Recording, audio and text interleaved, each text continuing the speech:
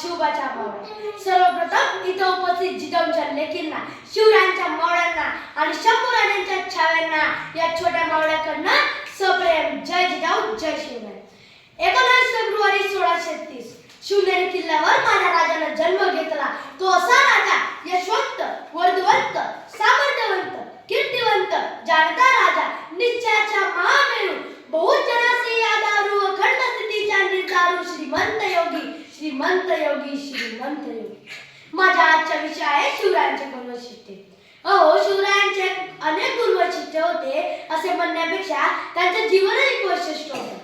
जसं की नेतृत्व, व्यवस्थापन, दूरदृष्टी, राष्ट्रीय मुत्सद्देगिरी, लष्करी प्रशासन, सत्य आणि न्याय प्रतिष्ठा, स्वधर्मपरायणता, परधर्म सहिष्णुता, पराक्रम, परिश्रम.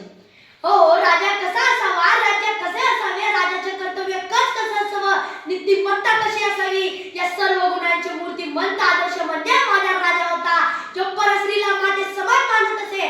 जसं की शाहिस्ते खानाची जेव्हा लाल महाराज मोठे छाटली त्यावेळेस तो पळत सुटला होता.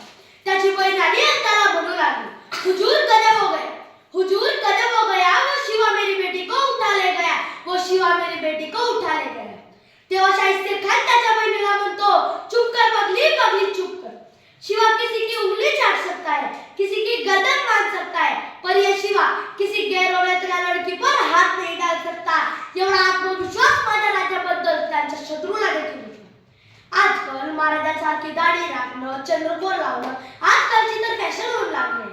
चांगली गोष्ट आहे, पण फक्त बाह्य रंगाने महाराज बनण्यापेक्षा अंतर्मनात महाराजांची शिकवण, महाराजांचे संस्कार घेतलात तर ती खरी आदरांजली ठरेल.